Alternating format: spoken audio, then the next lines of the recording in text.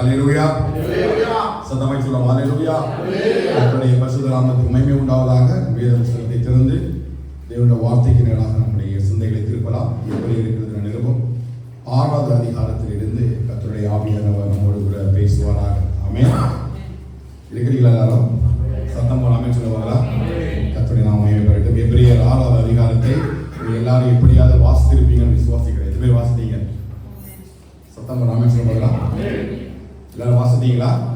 என்ன வசனத்தை ஆண்டவர் பேசினார் உங்களுக்கு?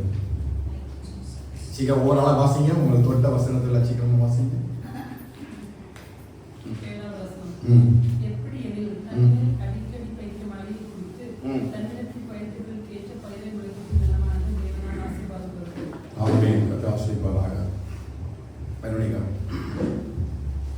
ஏதாவது வசனம் அப்படி தொட்டுச்சா? இதுதான் ஒரு வேலை இன்னைக்கு ஆண்டவர் பேச போறாரா அப்படின்னு ஏதாவது சொல்லி பேசிச்சா? ஏதாவது வசனம் அந்தபடியே அவன் பொறுமையாக காத்திருந்து வாக்குத்தத்தப்பட்டதை பெற்றான். ஆமென். வாசிங்க. தேவனுடைய நல்வாழ்க்கையும் இனிவரும் உலகத்தின் பயன்களை ருசி பார்த்தும் மறுதலித்து போனவர்கள் தேவனுடைய தாங்களே மறுபடியும் சிலுவையில் அறைந்து அவமானப்படுத்தினபடியால் மனம் திரும்புதற்கு ஏதுவாய் அவர்களை மறுபடியும் திருப்பிக்கிறது கூடாத காரியம். சிலகா ஏனென்றால் உங்கள் கிரியையும் நீங்கள் பரிசுத்தவான்களுக்கு ஊழியம் செய்து வருகிறனாலும் தமது நாமத்திற்காக காண்பித்த அன்புள்ள பிரயாசத்தையும் மறந்து விடுவதற்கு தேவன் அநீதி உள்ளவர் அல்ல. உங்களுக்கு நம்பிக்கையின் பூரண நிச்சயம் உண்டாகும்படி நீங்கள் யாவரும்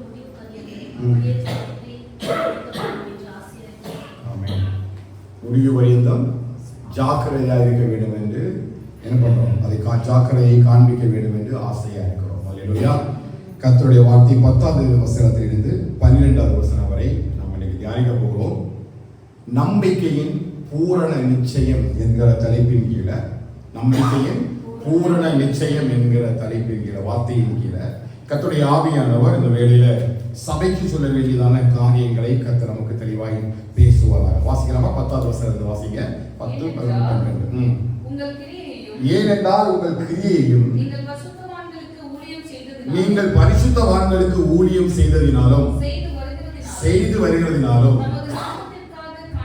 தமது நாமத்திற்காக காண்பித்த அன்புள்ள பிரயாசத்தையும் மறந்து விடுவதற்கு தேவன் அநீதி உள்ளவர் அல்லவே. நீங்கள் அசதியாயிராமல் விசுவாசத்தினாலும் நீடிய பொறுமையினாலும் சுதந்திரத்துக் கொள்கிறவர்களை பின்பற்றுகிறவர்களாய் இருந்து உங்களுக்கு நம்பிக்கையின் பூரண நிச்சயம் உண்டாகும்படி நீங்கள் யாவரும் முடிவு பரியந்தம் அப்படியே ஜாக்கிரதையை காண்பிக்க வேண்டும் என்று ஆசையாக இருக்கிறோம். அல்லேலூயா. அப்போஸ்தலன் பவுல் எபேசு சபைக்கு ஒரு பெரிய தன்னுடைய ஆசைய விருப்பத்தை அவர் சபைக்கு முன்பதாக வைக்கிறார். எபிரேய சபைக்கு முன்பதாக தன்னுடைய ஆசையை ஒரு ஆவிக்குரிய தகப்பனா, ஒரு அப்போஸ்தலனா, ஒரு போதகனா அந்த எபிரேய சபைக்கு முன்பதாக ஒரு பெரிய ஒரு ஆசையை வைக்கிறார். என்ன ஆசை அப்படின்னா, முடிவு பரியந்தம் நீங்க ஒரு காரியத்தை என்ன செய்யணும்? ஜாக்கிரதையாய் கடைபிடிக்க வேண்டும் என்கிறதான ஒரு பெரிய ஒரு ஆவிக்குரிய எதிர்பார்ப்பை வைக்கிறார். அப்படியே கர்த்தருடைய ஆவியானவர் இந்த கடைசி நாட்களில ஆண்டவருடைய வருகைக்காக காத்து கொண்டிருக்கிற நம் மீதும் நம்முடைய சபை மீதும் சொல்ற வார்த்தையே அதுதான், பரிபூரணமான ஒரு நம்பிக்கையின் நிச்சயத்தை கர்த்தர் நமக்கு தருவாராக. சதமாக சொல்வாரா? நம்பிக்கையின் பரிபூரணமான ஒரு நிச்சயம் நம்முடைய சபைக்குள்ளே உண்டாவதாக என்று சொல்லி நம்ம தியானிப்பதோடு மாத்திரமல்ல, அப்படிப்பட்ட ஒரு அர்ப்பணிப்போடு கூட இந்த நாளிலே கர்த்தருடைய வசனத்தை நம்மோடு கூட பேசுவாராக. இப்ப எபிரேயருக்கு அப்போஸ்தலன் பவுல் எழுதக்கூடிய நேரத்துல 10வது வசனத்துல 2 முக்கியமான காரியத்தை சொல்றாரு. என்ன காரியம் கேட்டீங்கன்னா, ஒன்று உங்களுடைய கிரியைகளை குறித்து பேசுறார், சபையினுடைய கிரியைகளை குறித்து பேசுறார். ரெண்டாவது பாத்தீங்கன்னா சபையினுடைய அன்புள்ள பிரயாசத்தை குறித்து பேசுறார். முக்கியமான 2 காரியம். ஒன்னு நம்முடைய கிரியைகள், எபிரேய சபையிலே காணப்பட்ட கிரியையும் எபிரேய சபையில இருந்ததாக அன்புள்ள பிரயாசத்தையும் பார்த்து அவர் அந்த சபையை பார்த்து சொல்றாரு, உங்களுடைய கிரியைகளையும் உங்களுடைய அன்புள்ள பிரயாசத்தையும் மறந்து விடுவதற்கு தேவன் அநீதி உள்ள தேவன் அல்லவே. அவ ஒவ்வொருவரும் வாழ்க்கையில கர்த்தருக்காக செய்கிற எந்த சின்ன காரியத்தையும் பெரிய காரியத்தையும் கர்த்தர் செய்ய மாட்டாரு, மறந்து விடவே மாட்டார். அப்படின்னால 11வது வசனம் சொல்ற பாருங்க, நீங்கள் அசதியாயிராமல்.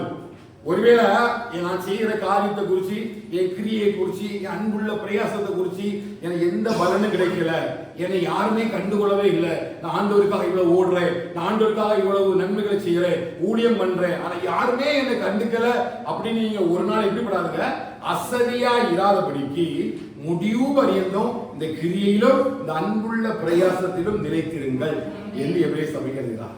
ஹல்லேலூயா. இதெல்லாம் கொஞ்சம் ஆழமா நம்ம என்ன செய்ய போறோம், பார்க்க போறோம். கிரியைனா என்ன, அன்புள்ள பிரயாசம்னா என்ன, எதற்காக இது ரெண்டும் கடைசி நாட்கள்ல ஒரு சபைக்கு தேவை. இது சபையை மட்டுமல்ல, ஒரு விசுவாசிகளாய் ஒரு ஜீவனுள்ள ஆத்துமாக்களை யார் வரை காத்திருக்கிறோம், ஆண்டவராகிய இயேசு கிறிஸ்து வருவதற்காக காத்திருக்கிறோம். உன வருகைக்காக நல்ல ஆயத்தம் உள்ள மனவாட்டிகளாக கர்த்தர் நம்மை வைத்திருக்கிறார். அப்படிப்பட்ட விசுவாசத்துக்கு என்றுதான் கர்த்தர் நம்மை அழைத்திருக்கிறார். அப்படிப்பட்ட நம்பிக்கையில் நம்ம ஓடிக்கொண்டிருக்கிறோம். நம்பிக்கையற்றவர்களாய் அல்ல, நம்பிக்கை உள்ளவர்களாய் ஓடுகிறோம். எப்படிப்பட்ட நம்பிக்கை? தேவன் மறுபடியும் சீக்கிரம் வருவார், இயேசு வருவார், எப்படி எழுந்தள்ளி போனாரோ அப்படியே மறுபடியும் வருவார் என்கிற ஒரு நம்பிக்கைக்கு தான் நம்ம ஒரு ஆவிக்குரிய ஓட்டத்தை ஓடிக்கொண்டிருக்கிறோம். அப்படி நம்ம ஓடும் பொழுது நம்ம எப்படி ஓடணும் கேட்டீங்கன்னா, பூரண நிச்சயமாய் ஓட வேண்டும். என்ன நிச்சயமா? பூரண நிச்சயமா ஓடணும். அப்போ நம்பிக்கையின் பூரண நிச்சயம் அப்படின்னு என்னன்னு கேட்டீங்கன்னா, 10வது அதிகாரத்தினுடைய 22, 23 வசனத்தை வாசித்தீங்கன்னா, எபிரேயர் 10வது அதிகாரம் 22, 23 வாசிங்க. துர்மனசாட்சி நீங்க தெளிக்கப்பட்ட இதயம் உள்ளவர்களாயும் சுத்த ஜலத்தால் கழுவப்பட்ட சரீரம் உள்ளவர்களாயும் உண்மையுள்ள இதயத்தோடும் விசுவாசத்தின் பூரண நிச்சயத்தோடும் சேர கடவோம். அல்லாமலும் நம்முடைய நம்பிக்கையை அறிக்கையிடுகிறதில் அசைவில்லாமல் உறுதியாய் இருக்க கடவோம். வாக்குத்தத்தம் பண்ணினவர் உண்மை உள்ளவராய் இருக்கிறார். வாக்குத்தத்தம் பண்ணினவர் உண்மை உள்ளவராய் இருக்கிறார். என்னன்னா, நீங்க நம்பிக்கையின் பூரண நிச்சயம் எப்படின்னா, அதெல்லாம் வாட் இஸ் மீன் பை கேட்டீங்கன்னா, வாக்குத்தத்தம் பண்ணின தேவன் வாக்கு மாறாதவர். அவர் வாக்குத்தத்தத்துல உண்மை உள்ள தேவனாக இருக்கிறார். அந்த உண்மை உள்ள தேவனை நம்பி நீ என்ன செய்ய, அந்த பூரண நிச்சயத்தை நிச்சயமா கடைசியில் நமக்கு தருவார். அவர் நிச்சயமாய் அவனுடைய கிரியைக்கு தக்க பலனை அவர் கொண்டு வருவார் என்கிற நிச்சயத்தோடு கூட நம்முடைய கிரியைகளையும் அன்புள்ள பிரயாசத்தையும் சபை பெருகி கொண்டே இருக்க வேண்டும். சபை ஒரு இடத்துல என்ன செய்யக்கூடாது, ஸ்டாப் ஆகிடக்கூடாது. நம்முடைய ஆவிக்குரிய ஓட்டம் பாதியில் என்ன செய்யக்கூடாது, நின்று விடக்கூடாது. நம்முடைய வேத வாசிப்பு, நம்முடைய ஜெபம், நம்முடைய ஆராதனை, கர்த்தருக்கு பரிசுத்தமா வாழ்தல், கர்த்தருக்கு பிரியமான காரியங்களை செய்கிறது, இதை எல்லாவற்றிலையும் நம்ம ஓடிக்கொண்டிருக்கும் பொழுது ஏதோ ஒரு இடத்துல ஏதோ ஒரு காரணத்துக்காக யாருக்காகவோ இதை என்ன செய்யக்கூடாது, நிறுத்தி விடக்கூடாது. ஏனென்று சொன்னால், வாக்குத்தத்தம் பண்ணின தேவன் உண்மை உள்ளவர், அவர் வாக்கு மாறாத தேவனாக இருக்கிறார். பவுல் அழைக்கிறாரு எபிரேய சபைக்கு, நீ எப்படி ஓடுங்கன்னா, அசதியா இராம நீ என்ன கிரியை செய்வீங்களோ, என்ன அன்புள்ள பிரயாசத்தை நீங்க செயல்படுத்தினீங்களோ, அசதியா இராம தொடர்ந்து என்ன செய்யுங்க, ஓடுங்க. பாதியில உங்களுடைய கிரியையும் இந்த அன்புள்ள பிரயாசம் என்ன செய்யக்கூடாது, நின்று விடக்கூடாது. ஏனென்று சொன்னால், அழைத்த தேவன் உண்மை உள்ளவர், வாக்குத்தத்தம் பண்ணின தேவன் வாக்கு மாறவர். அப்படி சொன்னது மாத்திரமல்ல, அந்த 11வது வசனத்தை மறுபடியும் சொல்றாரு, வாசிங்க. நீங்கள் அசதியா இராமல் வாக்குத்தத்தமான ஆசீர்வாதங்களை விசுவாசத்தினாலும் நீடிய பொறுமையினாலும் சுதந்திரித்துக் கொள்வதை பின்பற்றுவதாக இருந்து. என்ன சொல்றாரு, நீங்க இந்த கிரியையும் அன்புள்ள பிரயாசத்தை விட்டுறாதுங்க. அதை நினைப்பதற்கு கர்த்தர் நல்லவராக இருக்கிறார். நிச்சயமாய் உங்கள் கிரியைகளுக்குள்ள பலன் என்ன செய்யும், நிச்சயமா அவரோடு கூட வரும். அதனால நீங்க எப்படி மாறாதுங்க, சோர்ந்து போகாதுங்க, அசதியாய் போயிடாதுங்க. ஏன் அப்படின்னா, இங்க சில பேரை குறித்து பேச பாருங்க, வாக்குத்தத்தமான ஆசீர்வாதங்களை விசுவாசத்தினாலும் நீடிய பொறுமையினாலும் சுதந்திரித்துக் கொண்டவர்களை பின்பற்றும்படிக்கு. அப்ப நீடிய பொறுமையும் விசுவாசத்தினால சில பேர் இந்த பூரண நிச்சயமான நம்பிக்கையை சுதந்திரித்துக் கொண்டார்கள். சொல்ல புரியுதா? இந்த அதிகாரத்துல சொல்ற காரியம் இதுதான். ஒரு சபைக்குள்ள இருக்கிற கிரியையும் அன்புள்ள பிரயாசமும் நிச்சயமா நமக்கு தேவை. அது என்ன நம்ம பார்க்க போறோம். அதுக்கு முன்னாடி எதற்காக இந்த நம்பிக்கையின் பூரண நிச்சயத்தை சொல்றாரு அப்படின்னா, வாக்குத்தத்தம் பண்ணின அந்த ஆசீர்வாதங்களை சில பேர் எப்படி சுதந்திரித்துக் கொண்டாங்க, விசுவாசத்தினாலும் நீடிய பொறுமையினாலும் சுதந்திரித்துக் கொண்டாங்க.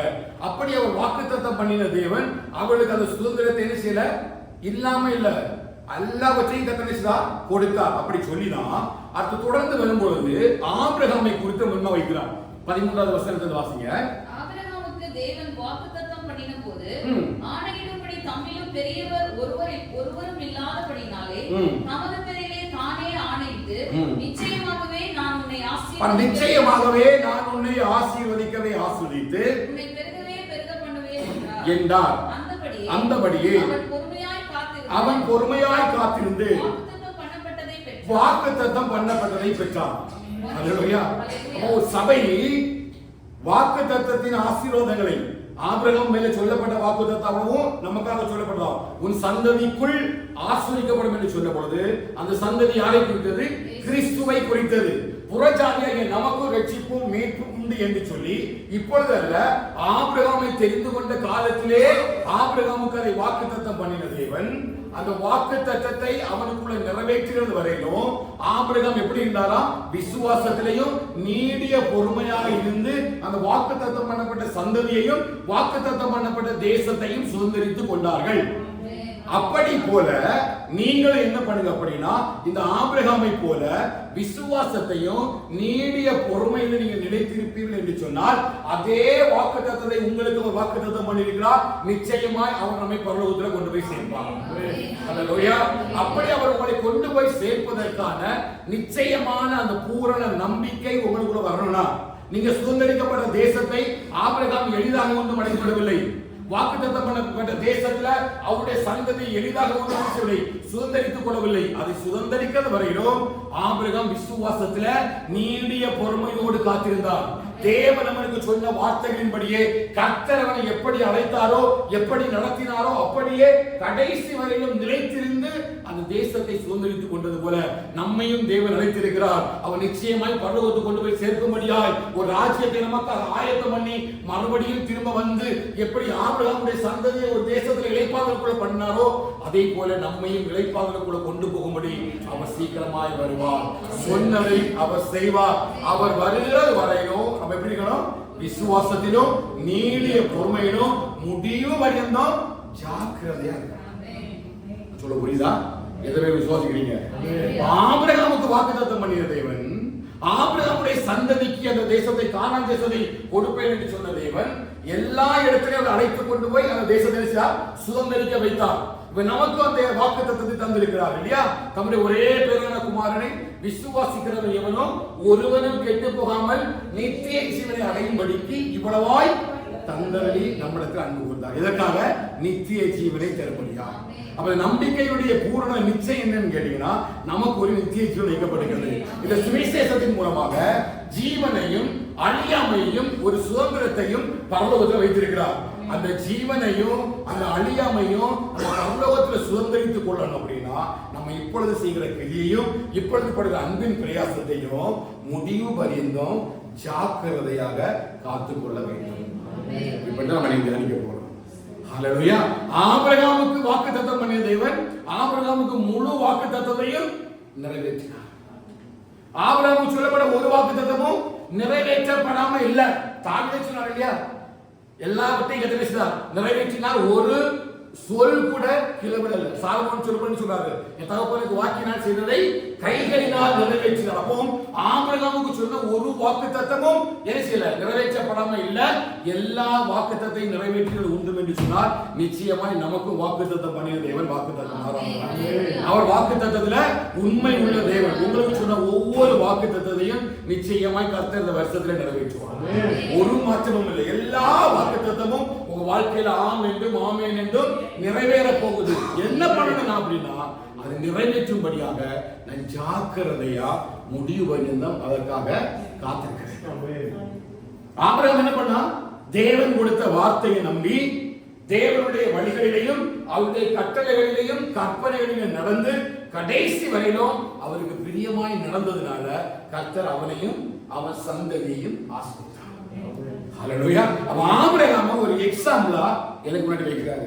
ஆபிரகாமுக்கு எப்படி நான் வாக்குத்தத்தம் பண்ணி அவன் இந்த வாக்குத்தத்தை நிறைவேற்றினோ அப்படியே அழைக்கப்பட்ட சபையாய் அபிஷேகம் பண்ணப்படுகிற தேவ ஜனமாய் கர்த்தர் நமக்கு ஒரு வாக்குத்தத்தம் பண்ணிக்கிறார். அது நித்திய ஜீவனை தருவேன் என்பதே ஒரு பெரிய வாக்குத்தத்தம். அந்த நித்திய ஜீவனை நாம் அனைவரும் சுதந்திரித்துக் கொள்வதற்கான பாதைகளை கர்த்தர் வசனங்கள் வைத்திருக்கிறார். என்னன்னா கடைசி வரையில முடிவு பரியந்தம் நம்ம என்ன செய்யக்கூடாது, இந்த உங்க பாதைகளை விட்டு விலகி விடக்கூடாது. நிறைய பேர் வந்து ஆவிக்குரிய வாழ்க்கையை ஆரம்பிப்பாங்க, ஆனா முடிக்க மாட்டாங்க. அதனால கலாத்திய சபைக்கு அப்போஸ்தலன் பவுல் எழுதும்போது, புத்திராத கலாத்தியரே, ஆவியில ஆரம்பித்த நீங்கள் இப்பொழுது சொல்லுங்க, மாம்சத்துல முடிவு பெற போகிறீர்களா? இத்தனை புத்தியினரா? சதமா சொல்லுங்க, வசனம் படிச்சீங்க தானே? மாம்சத்துல முடிவு பெற போறீங்களா? இவ்வளவு புத்தியினரா? அப்படி கலாத்திய சபையை கேட்ட அதே அப்போஸ்தலன் பவுல் தான் அந்த வார்த்தையை வைக்கிறாரு. நீ கடைசி பரியந்தம் இதை சுதந்திரித்துக் கொள்வதற்கு நமக்குள்ள எல்லாம் பெருகணும்னு கேட்டீங்கன்னா, கிருபையும் வேணும், கிரியையும் வேணும், அன்புள்ள பிரயாசமும் வேணும். இந்த ரெண்டையும் தான் நம்ம தியானிக்க போறோம். கிரியைனா அப்போஸ்தலன் பவுல் எந்த கிரியைய இந்த ஜனங்கள் முன்னாடி வைக்கிறார். ஒரு சபைக்குள்ள எப்படிப்பட்ட கிரியைகள் காணப்பட வேண்டும் என்பதையும், எப்படிப்பட்ட அன்புள்ள பிரயாசத்தை இந்த எபிரேய சபை தன்னுடைய வாழ்க்கையில் அல்லது அவர் சபையில உருவாகி இருந்ததையும், அதன் மூலமா எப்படி அந்த பரலோக ராஜ்யத்தை சுதந்திரித்துக் கொள்ள முடியும் என்பதை குறித்து தான் நம்ம தியானிக்க போறோம். இப்ப கிரியை என்று சொல்லி பார்த்தாலே, வெளிப்படுத்தல் புஸ்தகத்துல 7 சபையின் தூதர்களுக்கு ஆண்டவராகிய தேவன் அந்த தூதர்களை கொண்டு எழுதுற காரியமே, உன் கிரியைகளை நான் அறிந்திருக்கிறேன், உனக்கு கொஞ்சம் பலன் இருந்தோம், நீ என் நாமத்தை மறந்தறியாதபடியினால் இதோ திறந்த வாசலை உனக்கு உண்பதாக வைத்திருக்கிறேன். அதை ஒருவனும் எந்த சபைக்கு சொன்னாரு? எந்த சபைக்கு? ஐயோ இல்ல, பிலதெல்பியா சபைக்கு சொல்றாரு. ஆமென். பிலதெல்பியா சபைக்கு சொல்றாரு. லவோதிக்கேயா சபைக்கு சொல்றாரு, உன் கிரியைகளை நான் அறிஞ்சிருக்கிறேன், நீ அனலும் இல்ல, நீ குளிரும் இல்லாம வெதுவெதுப்பா இருக்கிறனால என் வாய் நின்று உன்னை வாந்தி பண்ணி போடுவேன். ஒவ்வொரு சபையையும் கர்த்தர் பார்க்கும் பொழுது, ஒவ்வொரு சபையையும் ஒவ்வொரு தனிப்பட்ட மனுஷனை கர்த்தர் பார்க்கும் பொழுது எதை பார்க்கிறான்னு கேட்டீங்கன்னா, நம்முடைய கிரியைகளை பார்க்கிறார். சத்தமா ஆமென் சொல்லலாமே? சொல்ல புரியுதா? இப்ப அப்போஸ்தலன் பவுல் எபிரேய சபைக்கு தான் சொல்றாங்க. ஏன்னா உங்களுடைய கிரியைகளை கர்த்தர் பார்க்கிறார். நிச்சயமா உங்க கிரியைகளுக்கு ஏற்ற பலனை கர்த்தர் கொண்டு வர வெளிப்பட்ட வாசையா, அவனுடைய கிரியைகளுக்கு தக்க பலனை ஆண்டவர் கொண்டு வர போகிறார். உங்க கிரியை எனக்கு தெரியாது, ஏன் கிரியா உங்களுக்கு தெரியாது. நீ நல்லது செய்யறீங்களா கெட்டது செய்யலாம் தெரியாது. நம்ம மாறி மாறி என்ன செய்யலாம்? மறைத்து விடலாம். மற்றவங்களுக்கு தெரியாம, நம்ம வாழ்க்கை தெரியாம ரகசியமான பாவங்கள், ரகசியமான கிரியைகளை வச்சு வெளியரங்கமா நம்ம ஜாலியா வாழ்ந்துடலாம். ஆனா கிரியைகளை யார் பார்க்கறான்னு கேட்டீங்கன்னா, கர்த்தர் பார்க்கிறார். ஒரு சபையில முதல் கர்த்தர் கண்களை வைக்கும் பொழுது எதை பார்க்கிறார் அப்படின்னா, அவங்களுடைய கிரியைகளை பார்க்கிறார். என்ன கிரியை பார்க்கிறாரு? ஏற்கனவே பேசியிருக்க முருகா. 1 தெசலோனிக்கேயர் 1ஆம் அதிகாரம் 2ஆம் வசனத்தை வேகமா வாசிங்க. 1 தெசலோனிக்கேயர் 1ஆம் அதிகாரம் 2ஆம் வசனத்தை வாசிங்க.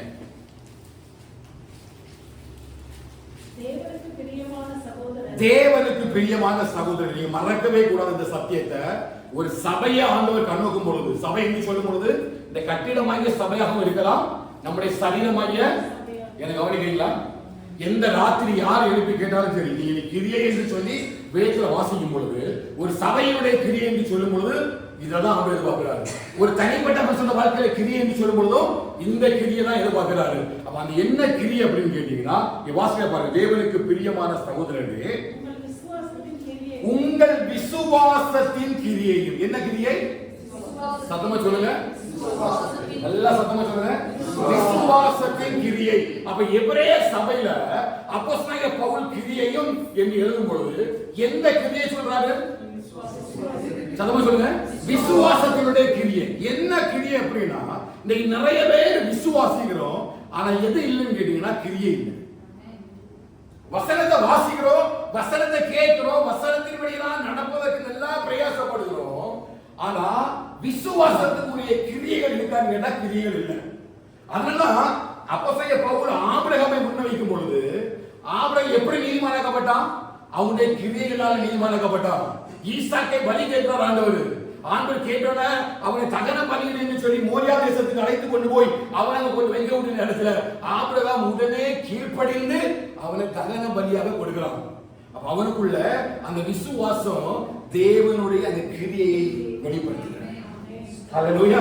சபைகள் விசுவாசத்தை பேசுகின்றன, சபைகளுக்குள்ள விசுவாசத்தை பற்றி நிறைய செய்திகள் பேசப்படுகின்றன, விசுவாசத்தின் வார்த்தைகள் பேசப்படுகின்றன, ஆனா விசுவாசத்துக்குரிய கிரியைகள் இருக்கான்னு கேட்டா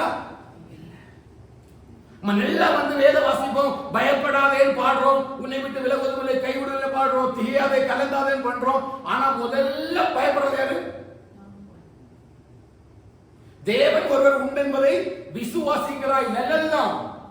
ஆனா பிசாசுகளும் விசுவாசத்தில் நடுங்குகின்றன. அப்ப பிசாசுக்கு என்ன பேரு? நமக்கு என்ன பேரு? அப்ப பிசாசுடைய விசுவாசத்துக்கு என்னுடைய விசுவாசத்துக்கு என்ன வித்தியாசம்? கிரியையில விசுவாசம். அதான் வேதம் சொல்லுது, கிரியை இல்லாத விசுவாசம் செத்தது. அப்ப சபையில விசுவாசம் எப்படி செயல்படுத்தப்படணும்? கிரியைகளினால செயல்படுத்தப்படணும். சொல்லுவாங்க. அப்புறம் விசுவாசியா இருக்கிறது பெருசு கிடையாது, விசுவாசியா வாழ்றது பெருசு கிடையாது. என் விசுவாசத்துல என்ன வெளிப்படணும்? கிரியைகளை நான் காட்டணும். ஆபிரகாம் பாருங்க, ஆண்டவர் கேட்ட உடனே ஒரே ஒரு பையன், அவன் 100 வயசுல கிடைச்ச பிள்ளை, மறுபடியும் பிள்ளை உருவாவதற்கோ அந்த பிள்ளையை சுமப்பதற்கோ சாரானுக்கு பலன் இல்லை. ஏற்கனவே மிகவும் கஷ்டப்பட்டு அந்த பிள்ளையை பெற்று எடுக்கிறார். ஆனாலும் அவன் சாராட்ட சொல்லாம நாம் மறுபடியும் திரும்ப வருவோம் என்று சொல்லி வேலைக்காரத்தில் சொல்லிட்டு ஒரு விசுவாசத்தோடு கூட மோரியா மலைக்கு ஏறி போறவன் ஆபிரகாம். அதுலதான் எபிரேயர்ல அழகா அப்போஸ்தலன் பவுல் ஆபிரகாமை முன்னிறுத்துறாரு. அவன் விசுவாசத்தினால நீடிய பொறுமையா இருந்து அவன் வாக்குத்தத்தத்தை சுதந்திரித்துக் கொண்டது போல முடிவு பரிந்து நீங்க விசுவாசத்தின் கிரியைகளுக்குள்ள பலப்படுங்க. இயேசு வரப்போகிறார், இயேசு வரப்போகிறார். சபை எடுத்துக்கொள்ளும்படி இயேசு வரப்போகிறார். அப்படி வரும்பொழுது வெறும் விசுவாசத்தை வச்சுட்டு ஒண்ணும் பண்ண முடியாது. பிசாசு என் பக்கத்துல நிற்கிறான் இல்லையா? எல்லா தூதர்கள் நிற்கும் பொழுது யார் வந்து நிற்கிறார்? பிசாசு வந்து நிற்கிறான். இப்ப பிசாசுக்கான என்ன பேரு? விசுவாசி. யாக்கோபு 2:19 சொல்லும் பொழுது தேவன் ஒருவர் உண்டு என்பதை நீ விசுவாசிக்கிறாய். அப்படி விசுவாசிப்பது நல்லதுதான். ஆனா பிசாசு விசுவாசித்து நடுங்குது. நமக்கு என்ன வரல? நடுக்கம் வரல. ஆனா பிசாசு தேவ சமூகத்துல நடுங்குது. அப்போ கிரியை இல்லாத விசுவாசம், சத்தமா சொல்லுங்க, கிரியை இல்லாத விசுவாசம் செத்தது. அப்ப ஆபிரகாம அப்போஸ்தலன் பவுல் ஒரு சபைக்கு முன்பதாக, எபிரேய சபைக்கு முன்பதாக நிறுத்துவதற்கான முக்கிய காரணம் என்னன்னா, ஆபிரகாமுடைய விசுவாசத்துல பலவீனம் இல்ல. ரோமர்ல வாசிக்கிறோமா இல்லையா? ரோமர்ல தெளிவா சொல்லுது, ஆபிரகாமுடைய விசுவாசத்துல பலவீனம் இல்ல. கர்த்தர் சொன்னதை செய்ய வல்லவராய் இருக்கிறார் என்று சொல்லி நம்பி, இல்லாதவர்களை இருக்கிறவர்களை போல் அழைக்கிற தேவன் என்பதை சொன்னதை நம்பி ஓடினா, அந்த நம்பிக்கையின் பூரண நிச்சயம் எனக்கு வரணும். விசுவாசிக்கிறீங்களா? எத்தனை விசுவாசிக்கிறீங்க? அப்ப கிரியை இல்லாத விசுவாசத்தை வச்சு என்ன செய்ய முடியாது? ஒரு காரியமே செய்ய முடியாது. பாருங்க, விசுவாசத்துக்கு இன்னொன்னு சொல்றாங்க. 2 தெசலோனிக்கேயர் 1:12 வாசிங்க. 2 தெசலோனிக்கேயர் 1:12. நம்முடைய தேவன் உங்களை தமது அழைப்புக்கு பாத்திரராகவும் தமது தயவுள்ள சித்தம் முழுவதையும் விசுவாசத்தின் கிரியையும் பலமாய் உங்களிடத்தில் நிறைவேற்றவும் வேண்டும் என்று எப்பொழுதும் உங்களுக்காக வேண்டிக் கொள்கிறோம். அவர் விசுவாசத்தின் கிரியையை பலமா உங்களிடத்தில் நிறைவேற்ற வேண்டும் என்று தெசலோனிக்க சபைக்காக அப்போஸ்தலன் பவுல் ஜெபிக்கிறார். அவர் விசுவாசத்துக்காக ஜெபிக்கல. எதுக்காக பேசுறாரு? விசுவாசத்தினுடைய கிரியைக்காக ஜெபிக்கிறார். நம்ம ஜெபிக்கிறோமா? நம்முடைய ஜெபத்துல நம்ம விசுவாசிக்க வேண்டும் என்று ஜெபிக்கிறோமா? இதை நம்ம ஜெபிக்கவே மாட்டோம் இல்லையா? நம்ம ஆவிக்குரிய காரியங்களுக்காக ஒன்னாலும் ஜெபிக்கிறதே இல்லை. நம்ம என்ன ஜெபிக்கிறோம்னா, இந்த விசுவாசத்தை நான் கிரியைகளிலே செயல்படுத்த எனக்கு கிருபை தாருங்க. நான் விசுவாசத்தின்படியே கிரியைகள் செய்யணும், செயல்படுத்தணும். நான் விசுவாசத்துல நிற்கணும். ஆபிரகாம் நின்றது போல விசுவாசத்திலையும் நீடிய பொறுமையிலையும் நிற்கும்படி கர்த்தர் நம்மை நடத்துவாராக. அப்படிப்பட்ட கிருபையை தருவாராக. புரியுதா? ஒரு சபையை ஆண்டு பார்க்கும்போது எதை பார்க்கிறாரு? விசுவாசத்தின் கிரியையை பார்க்கிறாரு. அப்ப அந்த கிரியையை தேடிதான் அவர் வருவாரு. ஹல்லேலூயா. நமக்குள்ள என்ன இருக்குதா பாப்பாரு? சாத்தான் நம்ம கூட நிற்பான், நம்மவும் கூட நிற்போம். அவன் நம்மளை குற்றம் சாட்டுவான். இவன் விசுவாசி, நானும் விசுவாசி தான். இவனுக்குள்ளையும் விசுவாசம் இருக்கு, எனக்குள்ளேயும் விசுவாசம் இருக்கு. இவனுக்குள்ளையும் கிரியை இல்லை. எப்படி நம்ம ஜெயிக்க போறோம்? அப்ப தேவ சன்னதியில நம்ம எப்படி நிற்க போறோம்? அப்ப விசுவாசத்தின் கிரியைகளிலே பலப்படும்படிதான் சபையை கர்த்தர் அழைக்கிறார். விசுவாசத்தின் கிரியைகளுக்குள்ள ஒரு நாள் என்ன செய்யணும்? பெருக வேண்டும். இது ஈஸியான காரியம் அல்ல, எளிதான காரியம் அல்ல. 75 வயதுல வாக்குத்தத்தத்தை பெற்றுக்கொண்டு 25 வருஷம் காத்திருக்கிறான். நீடிய பொறுமை என்பது 1 மாசம் 2 மாசம் அல்ல. எத்தனை வருஷம்? 25 வருஷம் விசுவாசத்தை மட்டும் பிடிச்சிட்டு இருக்கிறான். நம்மளால 1 மாசம் என்ன செய்ய முடியாது? நிற்க முடியாது. 1 வருஷம் நிற்க முடியாது. ஆண்டு வாக்குத்தத்தம் பண்ணி நாம பேக்லாக் ஆகுறோம். ஒரு மாசம் சின்ன கஷ்டம் வந்தா பேக் அடிச்சிடுறோம். ஆனா விசுவாசத்துக்காக ஒருத்தன் 25 வருஷம் என்ன அவனை தான் முன்னாடி இருக்கிறாரு. அவனுக்கு வயசு நம்ம வயசுக்கும் ஒரே வயசு கிடையாது. அவங்க வயசுக்கு இந்த வயசுக்கும் ரொம்ப வித்தியாசம். அதனால 75 வயசுல சொன்ன வார்த்தையை நம்பி ஒருத்த வார்த்தைக்காகவே நின்னானா அவன் தான் அந்த ஆபிரகாமை தான் பவுல் கொண்டு வராரு. சொல்றாரு உங்க கிரியைகளுக்காக. அப்ப நிச்சயமா நமக்கு ஒண்ணு தெரிஞ்சிருக்கணும், நம்ம கிரியைகளுக்கான பலனை மட்டும் தான் அவனுக்கு கொண்டு வருவார். என்ன வரும்? கிரியைகளுக்கான பலன் வரும். அதனாலதான் பிரசங்கிற வாசிங்க 5ஆம் அதிகாரம் 4ஆம் அதிகாரம் 12ஆம் வசனம் வாசிங்க. பிரசங்கி 4:12 வாசிங்க.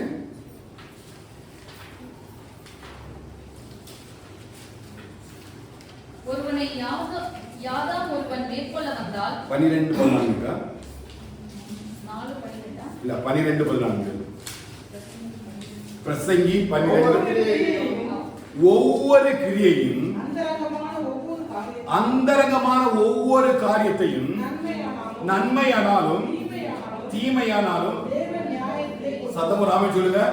இத ஒரு நாள் என்ன செய்ய முடியாது, மாற்ற முடியாது. ஏன்னா நம்ம இப்ப எதற்காக ஆயத்தப்படுறோம்? வருகைக்காக ஆயத்தப்படுறோம். நம்ம கோதுமை மணிகளா மாறிட்டு இருக்கிறோம். கவனிக்கிறீங்களா? நம்ம எல்லாரும் யாரா மாறுறோம்? கோதுமை மணிகளாக மாறுறோம். அப்ப கோதுமை மணிகளை களஞ்சியத்தில் சேர்க்கும் முன்பதாக ஒரு நியாய தீர்ப்பு உண்டு. அப்படி நியாய தீர்ப்பு முன்பதாக ஒரு சபையை கத்தர் கொண்டு வைக்கும் பொழுது, நியாய தீர்ப்புக்குள்ள நம்ம பிரவேசிக்க போகும்போது கர்த்தர் முதலாவது என்ன பார்க்கிறாருன்னா விசுவாசத்தின் கிரியை இருக்குதான் பார்க்கிறாரு இல்லையா? அந்த 7 சபைகளுக்கும் நீங்க பேசினாலும் சிம்னா, பெர்கமு, தியத்திரா, சர்தை, பிலதெல்பியா, லவோதிக்கா சபை எல்லா சபையும் பாத்தீங்கன்னா எல்லா சபைகளுக்கும் முதல்ல சொல்றது காதுள்ளவன் கேட்க கடவன் உன் கிரியையை அறிந்திருக்கிறேன். அந்த கிரியைக்கு அப்போஸ்தலர் பவுல் விளக்கம் கொடுக்கிறாரு. அவர் வெளிப்பாடு கொடுக்கிறாரு. என்ன வெளிப்பாடுனா இந்த கிரியை என்னன்னா உன் விசுவாசத்தினுடைய கிரியை. ஹalleluya. அப்ப ஒரு சபைக்குள்ள நம்முடைய குடும்பத்துக்குள்ள நாம் எப்படிப்பட்ட கிரியைகளை வெளிப்படுத்துகிறோம் என்பதை யார் பார்க்கிறா?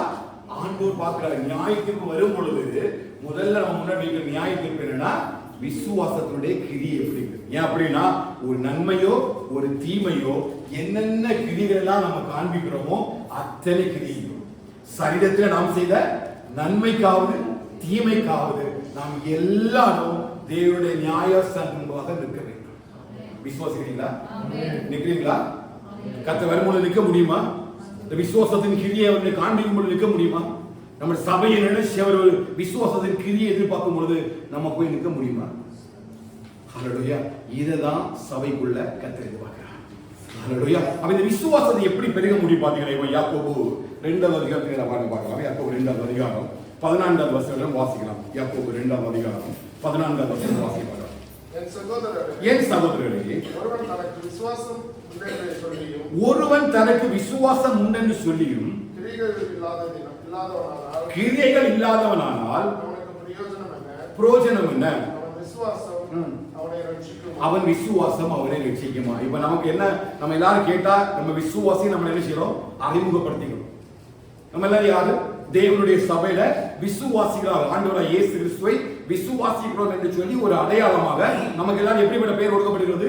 விசுவாசி என்கிற பெயர் கொடுக்கப்படுகிறது. ஆனா நீ யாக்கோபு நிருபத்தில் எழுதும்போது கேட்கிறாரு, உங்களோட விசுவாசம் இருக்கிறது நீங்க எல்லாம் சத்தமா சொல்றா, எல்லாம் ஓகே தான். ஆனா அந்த விசுவாசத்துக்குள்ள என்ன இல்லை?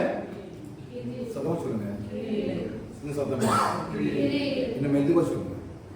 விசுவாசத்துக்கு ஏற்ற கிரியை இருக்கணுங்க. விசுவாசத்துக்கு ஏற்ற கிரியை இல்லைன்னா இந்த விசுவாசம் என்ன செய்யாது? விசுவாசம் என்ன ரட்சிக்கணும் அப்படின்னா எனக்குள்ள என்ன வரணும்? கிரியை வரணும். அப்படி கிரியைனா என்ன? வேத வசனத்தை வாசிப்பதோடு நான் விட்டுறக்கூடாது, அதுக்கு கீழ்ப்படியணும். அந்த வசனம் சொல்லுகிறபடி நான் கீழ்ப்படியணும். இப்ப அடுத்த வாசிங்க.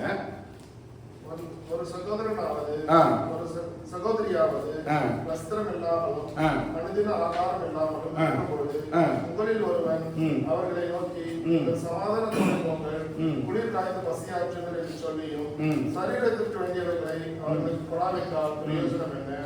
அப்படியே விசுவாசமும் கிரியைகள் இல்லாதிருந்தால் தன்னிலே தானே செத்ததாய். விசுவாசமும் கிரியைகள் இல்லாதிருந்தால் தன்னில் தானே எப்படி இருக்கும்? செத்ததா இருக்கும். புரியுதா? விசுவாசம் கிரியை இல்லாம இருந்தா நம்மோடு கூட செத்ததா இருக்கும். எப்படின்னா ஒரு எக்ஸாம்பிள் பாருங்க. இவன் நம்ம திடீர்னு ஒரு உடல்நிலை சரியில்லாம நம்ம தெரிந்தவங்களுக்கோ நம்ம குடும்பத்தில் யாருக்கோ ஒரு ஆளுக்கு வந்து உடல்நிலை சரியில்லாம ஆகிட்டு அவங்க ஒரு பூரண விசுவாசின்னு வச்சிருங்க. அவங்க சபைக்கு போறவங்க விசுவாசின்னு அழைக்கப்படுறவங்க, அவங்க வாழ்க்கையில விசுவாசத்துக்கு ஏற்ற ஒரு கிரியமே இல்லை இல்லையா? ஜெபிக்கிறது கிடையாது, வேத வாசிக்கிறது கிடையாது, வேத வசனத்தின்படி நடப்பது கிடையாது. ஆனா அந்த சுகவீனத்துக்காக இவங்க முழங்கால் படிவிட்டு அன்றைக்கு அந்த சுகவீனத்துக்காக ஜெபிக்கும் பொழுது கர்த்தர் அதில் விடுதலை கொடுப்பாங்க.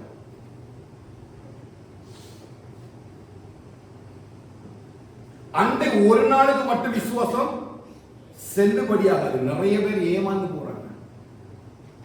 நீ இவ்வளவு நாள் ஒரு நல்ல சுகமா வாழ்ந்த பொழுது உன்னால ஜெபிக்க முடியல, உன்னால வேத வாசிக்க முடியல, உன்னால கர்த்தருக்கு பிரியமா நடக்க முடியல, மனமும் மாம்சம் எல்லாம் நடந்துட்டு, ஆனா நம்ம விசுவாசி, நம்ம தேவனுடைய பிள்ளைங்கிற அடையாளத்தை சுமந்து நடக்கிறோம். இதுவரை விசுவாசத்துல என்ன இல்ல?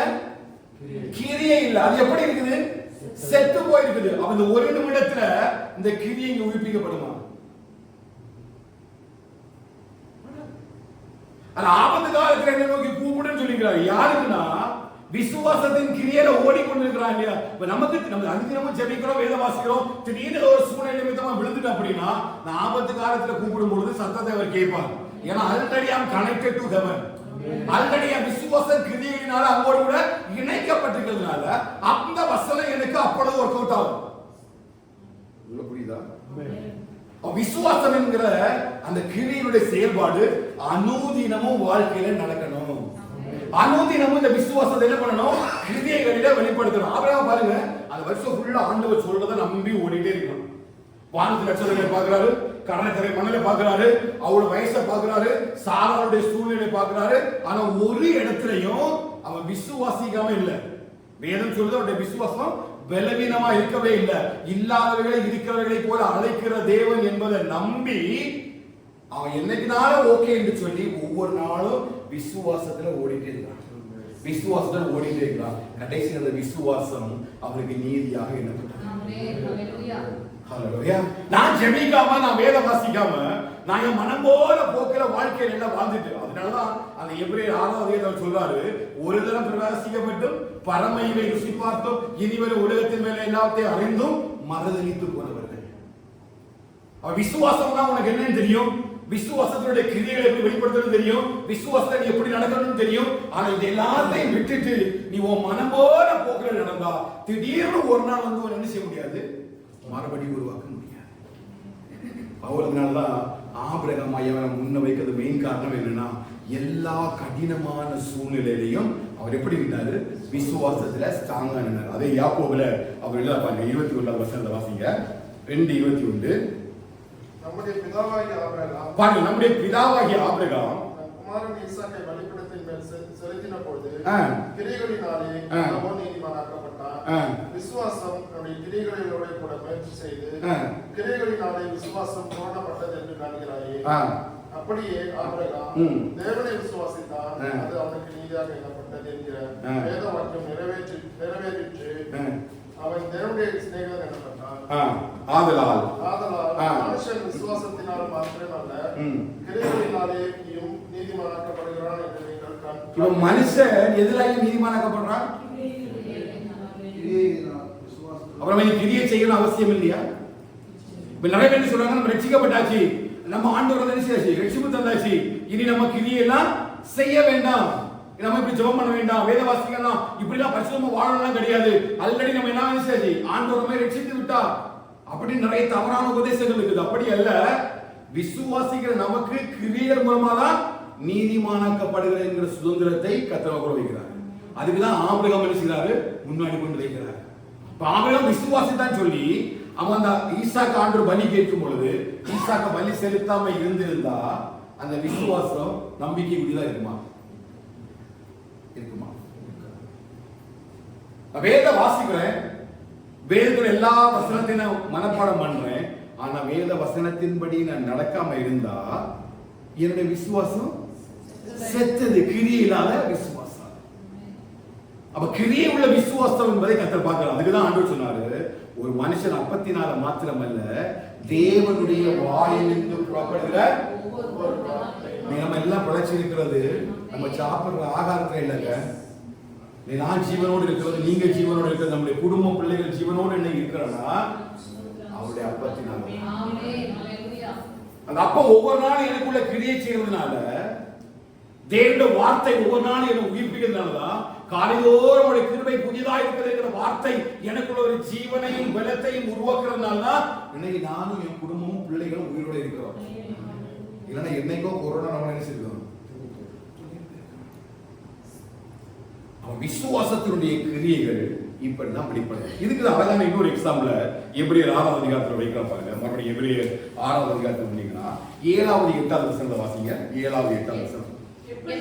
எப்படி எனில் தன்மேல் அடிக்கடி பெய்கிற மழையை குறித்து, தன்மேல் அடிக்கடி பெய்கிற மழையை குறித்து,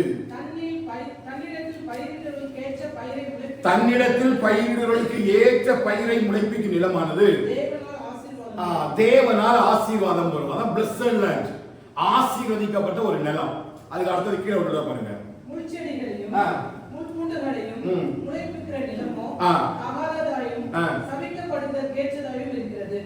சுட்டி வைக்கப்படுவதே அதன் முடிவு. இதுதான் எக்ஸாம்பிள். நிலம் ஒரே நிலம், வானத்திலிருந்து தான் மழை வருது. ஒரே மனுஷனுக்குள்ள நிலம் தான், வானத்திலிருந்து ஆண்டவர் மழையை பொழிய பண்றாரு. இந்த நிலங்கள் ஒரே நிலமா தான் தண்ணீரை உறிஞ்சி குடித்து ஒரு நிலம் முள்பூண்டுகளையும் முட்செடிகளையும் விளைவிக்கிறது. இன்னொரு நிலம் என்ன பண்ணுது? அந்த பயிரை விளைவிப்பதற்கு ஏற்ற பலனை கொடுக்கிறது. ரெண்டு விசுவாசம். எல்லாரும் ஒரே சபைக்குள்ள இருக்கிறோம், ஒரே தேவனுடைய வார்த்தை தான், ஒரே வேதம் தான், ஒரே அபிஷேகம் தான், ஒரே ஆராதனை தான். ஆனா சில பேருடைய வாழ்க்கையில எது முளைக்குது? முள் பூண்டும் முள் செடியும் முளைக்குது.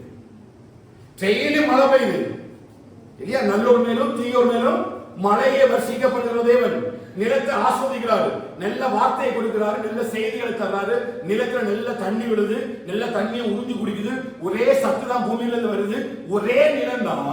ஆனா அந்த நிலத்தை பார்க்கும் பொழுது பவுல் விளக்கம் கொடுக்கிறாரு, ஒரு பகுதியில முள்செடியும் முள் பூண்டும் முளைக்குது. ஏன் அப்படின்னா, இது நல்ல வசனத்தை கேட்டு நல்ல தண்ணியை குடிச்சிட்டு இது எது கொடுக்கல? கனி கொடுக்கல, கனி கொடுக்கல. இது எப்படி மாறி போகுதுன்னா பதரா மாறுது. இன்னும் கொஞ்சம் நிலம் பாத்தீங்கன்னா அதே தண்ணி தான் உறிஞ்சு குடிக்குது, அதே இடத்துல எல்லா விதமான சத்து பொருட்களும் கிடைக்குது. ஆனா அது எதை கொடுக்குதுன்னா கோதுமை மணிகளா கொடுக்குது. இவன் ஆண்டவர் அந்த நிலத்தை பார்க்கிறாரு இல்லையா? நிறைய ஊமைகளே ஆண்டவர் இயேசு கிறிஸ்துவே இந்த நிலத்தை வச்சு சொன்னார் இல்லையா? விதைக்கிறவன் விதைக்க புறப்பட்டான்னு சொன்னாரு. பரலோக ராஜ்யம் வந்து விதையை நல்ல விதையை நிலத்திலே விதைத்ததான ஒரு ராஜ்யத்துக்கு ஒப்பா இருக்குதுன்னா சொன்னாரு. அப்ப நல்ல விதையும் கெட்ட விதையும் என்ன அப்படின்னா, வசனத்தை கேட்டுட்டு கிரியை இல்லாம ஒருத்தர் இருந்தானா அவனுக்கு என்ன வராது? கனி வராது. நிறைய விசுவாசிகள் இருக்கிறாங்க, விசுவாசம் இருக்குது, வேத வசனம் இருக்குது, எல்லாம் இருக்குது.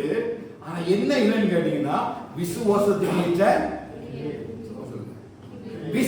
ஏற்ற கிரியை இல்ல. ஒரே சேரதான் 10 கன்னிகைகள், 5 பேர் புத்தி உள்ளவர்கள், 5 பேர் புத்தியில ஒரே சபையில ஆராதிச்சவங்க தான், ஒரே மாதிரி அபிஷேகம் பண்ணப்பட்டவங்க தான், ஒரே மாதிரி ஆலயத்துக்கு போனவங்க தான், சேர்ந்து கோயில்ல பாடினவங்க தான், சேர்ந்து ஆராதிச்சு நல்ல ஒற்றுமையா வாழ்ந்த குடும்பம் போல வாழ்ந்தவங்க தான். திடீரென்று மனவாளன் வர தாமதமான பொழுது அப்பதான் அந்த கிரியை கொண்டு வருகிற தேவனுக்கு எதிர்கொண்டு நிற்க முடியாம போயிட்டாங்க. ஆனா அந்த எதிர்கொண்டு புறப்படும் பொழுது சேர்ந்து தான் போறாங்க இல்லையா? முதல்ல 10 பேருமே சேர்ந்து தான் போறாங்க. 10 பேரும் மனவாளன் வருகையில் காத்திருக்கிறாங்க, 10 பேரும் தேவ சமூகத்தில் காத்திருக்கிறாங்க. 10 பேரோட ஒரே விருப்பம் என்ன அப்படின்னா மனவாளன் பொழுது 10 பேரும் காத்திருக்காங்க. கொஞ்சம் தாமதமான பொழுது கொஞ்சம் என்ன பண்ணாங்க? ரெஸ்ட் எடுக்கிறாங்க. திடீர்னு மனவாளன் வர்றாரு. இப்பதான் அந்த கிரியை வெளிப்படுது. அது வரையிலும் கிரியை இல்லாம ஒரு காப்பியிலேயே போயிருக்குது. அப்படி கிரியைகளை கத்தர் பார்க்கும் பொழுது ஒரே நிலத்துக்குள்ள 2 வித்தியாசத்தை பார்க்கிறார். இதுக்கு எரேமியா ஒரு விளக்கம் கொடுக்கிறார் பாருங்க. எரேமியா தீர்க்கதரிசி புஸ்தகம் 17ஆம் அதிகாரம் 7வது 8வது வசனத்தை வாசிங்க. எரேமியா தீர்க்கதரிசி புஸ்தகம் 17ஆவது அதிகாரம் 7வது 8வது வசனம். கர்த்தர் மேல் நம்பிக்கை வைத்து, கர்த்தர் மேல நம்பிக்கை வைத்து, கர்த்தனை தான் நம்பிக்கையாக கொண்டிருக்கிற மனுஷன் பாக்கியவான். அவன் தண்ணீர் அண்டையிலே நாட்டப்பட்டதும் கால்வாய் ஓரமாக தன் வேர்களை விடுகிறதும், உஷ்ணம் வருகிறதை காணாமல் இலை பச்சையாய் இருக்கிறதும், மழை தாழ்ச்சியான வருஷத்திலும் வருத்தமின்றி தப்பாமல் கனி கொடுக்கிறதுமான மரத்தை போல இருப்பான். இப்ப 5, 6 வாசிங்க. மனுஷன் மேல் நம்பிக்கை வைத்து மனுஷன் மேல் நம்பிக்கை வைத்து மாம்சமானதை தன் புயபலமாக்கி கொண்டு, கொண்டு கர்த்தரை விட்டு விலகுகிற இருதயமுள்ள மனுஷன் சபிக்கப்பட்டவன் என்று கர்த்தர் சொல்லுகிறார். இதெல்லாம் அவர் அங்க எழுதுறாரு, சபிக்கப்பட்ட பூமி என்று எழுதுறாரு.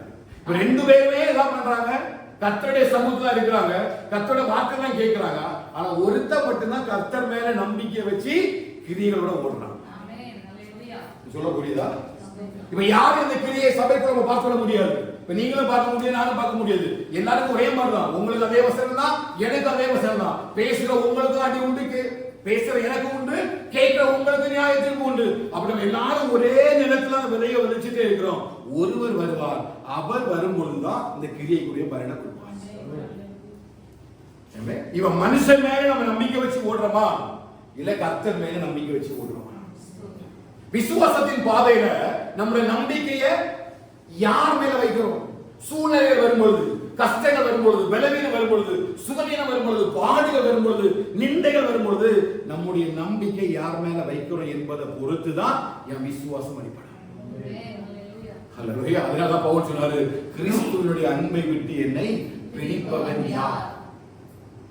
நல்ல விசுவாசத்துல அவன் ஓடிக்கிட்டு இருக்கிறான். தேவனுடைய வார்த்தையை நம்பி ஓடுறான். தேவனை அறிகிற அறிவுக்காக எல்லாவற்றையும் விட்டுட்டு மனுஷனை நம்பி ஓடாம கர்த்தரை நம்பி ஓடுறான். எல்லாவற்றையும் இழந்து ஓடுறான். கர்த்தரை மேல மட்டும் கண்களை வச்சு ஓடுறான். அவருக்கு தெரியும் நிச்சயமா ஒரு நாள் ஜீவ பீடம் அவனுக்காக காத்திருக்கும். சொன்னாங்க, நல்ல போராட்டத்தை போராடினேன், ஓட்டத்தை முடித்தேன், விசுவாசத்தை காத்துக்கொண்டேன், நீதியின் கிரீடம் எனக்காக காத்துக்கொண்டு, எனக்காக மாத்திரமல்ல, இப்படி ஓடுகிற அத்தனை பேருக்கு யாரெல்லாம் விசுவாசத்தின் கிரியையில ஓடுறாங்களோ அத்தனை பேருக்கு ஒரு விசுவாசம் செய்து வைக்கப்பட்டிருக்கணும். கோதுமை மணிக்கு எது முக்கியம் கேட்டீங்கன்னா விசுவாசத்துல கிரியைகள் வரணும். நாம் வேத வாசிக்கலாம் 50 தடவை 100 தடவை வாசித்ததுனால ஒன்றும் என் கிரியை வராது. என் கிரியை எப்போ வரும்னா வேத வசனத்தின்படி நடக்கணும். விட வேண்டியதை விட்டு விலகணும், பாவத்தை விட்டு விலகணும், உலகத்துல அநியாயங்களை விட்டு விலகணும், பாவத்தின் மீது வெறுப்பும் நீதியின் மேல பசித்தாகமும் உண்டாகும். அப்படி உங்களுக்கு உண்டாகுதுன்னா கர்த்தர் உங்களை விசுவாசத்தின் கிரியையில நடத்துறாங்க. புரியுதா? உங்களுக்கு பாவத்து மேல வெறுப்பு இருந்தா, ஒரு தவறு செய்யும் பொழுது அந்த வேதத்துக்கு புறமான காரியங்களுக்கு நேராக எண்ணமும் சிந்தனைகளும் போகும் பொழுது இந்த வேதம் உங்களை வழிநடத்துதா. அதனால தாவீது சொன்னாரு, நான் பாவம் செய்யாதபடிக்கு உம்முடைய வாக்கை என் இருதயத்துல வைத்து வைக்கிறேன். இதுல என்ன இருக்குது? உம்முடைய வார்த்தை இருக்குதுங்க. நான் பாவம் செய்து விடக்கூடாது. அப்ப தேவனுடைய வார்த்தை உள்ள இருந்து நம்ம நடத்தினாதான் அந்த விசுவாசத்தினுடைய கிரியைகளை என்ன செய்ய முடியும்? வழிபடுத்த முடியும். அப்ப பாவத்தின் மேல முதல்ல நம்ம என்ன வரணும்? வெறுப்பு வரணும். அந்த பாவத்தின் மேல வெறுப்பு வரணும், உலகத்தின் மேல வெறுப்பு வரணும், உலக ஆசைகளுக்கு மேல வெறுப்பு வரணும், உலக இச்சைகளுக்கு மேல வெறுப்பு வரணும். கர்த்தருக்கு பிரியமில்லாத எல்லா காரியத்தையும் விட்டு நம்ம என்ன செய்யணும்? விலக ஆரம்பிக்கணும். அப்பதான் நம்முடைய நிலம் என்ன நல்ல கனிகளை கொடுக்கும். ஆண்டவரே சொன்னாரு, இவர்களை எல்லாம் எப்படி அறிவீர்கள்? கனிகளினால அறிவீர்கள். நல்ல மரம் ஒரு நாளும் கெட்ட கனி கொடுக்காது, கெட்ட மரம் ஒரு நாளும் நல்ல கனி கொடுக்கவே கூடாது. இவங்க வாழ்க்கையில நல்ல கனி கொடுக்கறதுல பட்டுதான் எப்படி பழக்க முடியும்னா விசுவாசத்தினுடைய கீழ்ப்படிதல், விசுவாசத்தினுடைய கிரியைகளினால இவர்களை நம்ம கண்டுகொள்ள முடியும். விசுவாசத்தின் கிரியைகள் நம்ம பெருக பிரயாசப்படணும். கோதுமை மணியா மாறுவதற்கு முதல் ஸ்டெப் என்னன்னு கேட்டீங்கன்னா அறுவடை வைக்கப்பட்டிருக்கிறது. கோடாரியானது மரத்தின் வேரருகே வைக்கப்பட்டிருக்கிறது.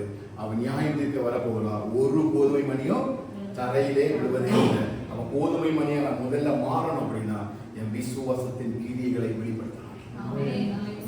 ஆண்டவர் வரும்பொழுது விசுவாசத்தின் கிரியைகளை வெளிப்படுத்தணும். நம்ம இனி போகிற நாட்கள் எல்லாம் இறுக்கமும் இடுக்கமுமான நாட்களாக இருக்கும். எப்படி இருக்கும்? இறுக்கமும் இடுக்கமான நாள். ஒவ்வொரு நாளும் மரணத்தின் பயத்தோடு தான் இந்த உலகம் ஓடப்போகுது, பிரயாணிக்க போகுது. ஒவ்வொரு நாளும் சில சம்பவங்கள் நம்ம கேள்விப்பட போறோம். மத்தேயு 24 அதிகாரம் இன்னும் அதிகமாய் வேகமாய் கர்த்தர் நம்முடைய வார்த்தைகளை நிறைவேற்றுவார். இவை எல்லாம் அவருடைய வருகையின் அடையாளங்களாக நம்முடைய கண்கள் கொண்டுதாக இருக்கும். வீட்டு வாசற்படி வரையும் யுத்தம் வந்து போகும். யுத்தத்தின் சத்தம் வாசற்படியிலேயும் கேட்கும். ஆனால் ஒரு கோதுமை மணியும் தரையில விழுவதே இல்லை. யார் கோதுமை மணியும் கேட்டீங்கன்னா தேவனுடைய பார்வையில் எவன் விசுவாசத்தின் கிரியைகளை வெளிப்படுத்துறானோ அவனை கர்த்தர் கோதுமை மணியாய் கட்ட மாட்டார். ஹalleluya. அப்புறம் என்ன ஜெபிக்கணும் அப்படின்னா, ஆண்டவரே இந்த விசுவாசத்தின் கிரியைகளை என்னில பெருக பண்ணுங்க. ஆனா கிரியை இல்லாத விசுவாசம், நாம் நார்மலா ஒரு விசுவாசியா வாழ்றது பெரிய காரியம் இல்லை. நான் சபைக்கு வாரதோ, ஆராதிக்கிறதோ, தேவனுடைய வார்த்தையை கேட்கிறதோ, வசனத்தை படிக்கிறதோ இங்க முக்கியம் இல்லை. எது முக்கியம் அப்படின்னா, தேவன் என்னை பார்க்கும் பொழுது எனக்குள்ள இருந்து அந்த விசுவாசத்தின் கிரியைகள் வெளிப்பட வேண்டும். ஆண்டவர் என்னை பார்க்கும் பொழுது விசுவாசத்தின் கிரியை காண்பார். அதனால வேதம் சொல்லுது, அவர் வரும்பொழுது, மனுஷகுமாரன் வரும்பொழுது விசுவாசத்தை காண்பாரோ. விசுவாசத்தை தேடிதான் வர போறாரு. அது எது வரைனா முடிவு பரியந்தம். இந்த விசுவாசத்தின் கிரியை எது இருக்கணும்? முடிவு பரியந்தம் இருப்பதற்கு நம்ம ஜாக்கிரதையா காணப்படணும். பவுல் ஒரு அழகான ஒரு ஆசையை சொல்றாரு. ஆபிரகாம் அதை பெற்றுக் கொள்ளுகிறது வரையிலும், அவருடைய மரண நாள் வரையிலும் கர்த்தருடைய வாக்குத்தத்தத்தின் பேர்ல மட்டும்தான் நம்பிக்கை இருந்து கொண்டு ஒரு நாள் என்ன செய்யல, விசுவாசத்தை விட்டு விலகவே இல்லை. விசுவாசத்தின் பாதை விட்டு விலகவே இல்லை.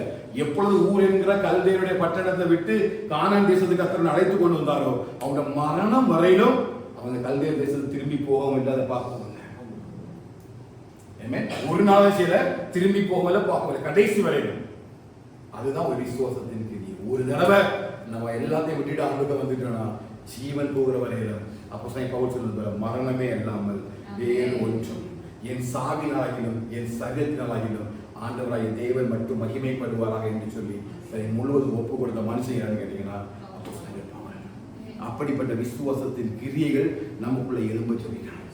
கடைசி காலத்தில் இதுவே நம்முடைய ஜெபமாக இருக்கட்டும். ஆண்டவரே, நான் போதுமை மணியாக மாறணும். ஆண்டவரே, எங்களுக்குள்ள விசுவாசத்தின் கிரியைகள் பெருகுவதாக. இரண்டாவது என்ன பண்ண அப்படின்னா, அன்பினுடைய பிரயாசத்தை சொல்றாங்க. அதே 6ஆம் அதிகாரத்தில் 10வது வசனம் வாசிங்க. ஏனென்றால் உங்கள் கிரியையையும் நீங்கள் பரிசுத்தவான்களுக்கு ஊழியம் இரண்டாவது பரிசுத்தவான்களுக்கு ஊழியம் செய்து வருகிறதுனாலும் தமது நாமத்திற்காக காண்பித்த பிரயாசத்தையும் மறந்து விடுகிறதற்கு தேவன் அநீதி உள்ளவர் அல்லவே. நீங்க செய்கிற ஒரு பிரயாசத்தையும் அவர் நினைச்ச மாட்டாரு. இதை யாரு சொன்னா? முதல்ல யார் சொன்னா? வேதத்துல படிச்சிருக்கீங்களா? ரொம்ப யோசிப்பாங்க. வேத புஸ்தகத்துல நீங்க செய்கிற எந்த ஒரு காரியத்தையும் மறந்துடுவதற்கு தேவன் அநீதி உள்ளவர் அல்ல. நிச்சயமா அது ஒரு பலன் கிடைக்கும்னு ஒரு ஆள் சொன்னார். ஏசப்பா சொன்னார், என் நாமத்தின் நிமித்தம் இந்த சிறியவனில் ஒருவனுக்கு எதை செய்றீங்களோ, ஒரு கலசம் தண்ணீர் குடிக்க கொடுத்தா கூட. வாசிக்கலாம் மத்தேயு 10வது அதிகாரத்துல 41வது வசனத்துல 43வது வசனம் வாசிப்பாங்களா? ஆண்டவராகிய இயேசு கிறிஸ்துவை சொல்றாங்க. மத்தேயு 10வது அதிகாரம் 41வது வசனம் 43வது வசனம். தீர்க்கதரிசி என்னும் நாமத்தின் நிமித்தம் தீர்க்கதரிசியை ஏற்றுக்கொள்கிறவன் தீர்க்கதரிசிக்கு ஏற்ற பலனை அடைவான். நீதிமான் என்னும் நாமத்தின் நிமித்தம் நீதிமானை ஏற்றுக்கொள்கிறவன் நீதிமானுக்கு ஏற்ற பலனை அடைவான். சீஷன் என்னும் நாமத்தின் நிமித்தம் இந்த சிறியவனில் ஒருவனுக்கு ஒரு கலசம் தண்ணீர் மாத்திரம் குடிக்க கொடுக்கிறவனும் தன் பலனை அடையாமல் போகான் என்று மெய்யாகவே உங்களுக்கு சொல்லுகிறேன். எது நிமித்தம்? அவருடைய நாமத்தின் நிமித்தம். அவருடைய நாமத்தின் நிமித்தம் நீங்க பரிசுத்தவான்களுக்கு கொடுக்கிற ஒரு சொட்டு தண்ணீர் கூட அது பலன் தராம போகும். இவரே சபை மேல பவுலுடைய கண்ணோக்கத்தை பாருங்க. எப்படி அவருடைய பிரயாசத்தை பார்க்கிறாங்க, எந்த அளவுக்கு பிரயாசப்படுறாங்க. தேவ மனுஷர்கள் மேல எவ்வளவு பிரயாசத்தை பண்றாரு பாருங்க. அவர் அந்த சபையை அவர் ஆராய்ந்து பார்க்கிறாரு. அவரே சோதித்து பார்க்கக்கூடிய நேரத்தில் அந்த எபிரேயர் சபை எப்படி இருக்குன்னா, பரிசுத்தவான்களுக்கு மேல உள்ள அந்த அன்பு,